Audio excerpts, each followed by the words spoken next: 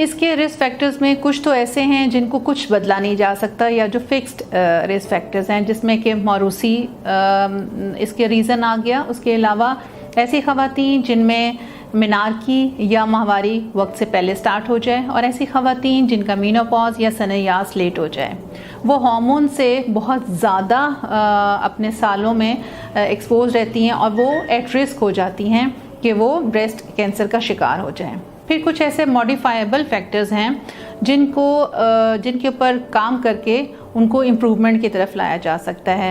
यानी ऐसी ख़वातीन जिनकी शादी डिले हो, जिनके बच्चे ना हो, या जिनका पहला बच्चा 30 साल की उम्र के बाद हो, जो अपने बच्चों को दूध ना पिलाती हों। फिर ऐसी ख़वातीन जो कि ज़्यादा सालों के लिए कॉन्ट्रासेप्शन या हार्मोन्स लेती हों, HRT या ह्यूमन रिप्लेसमेंट थेरेपी 10 साल या उससे ज़्यादा अरसे में ले रही हों।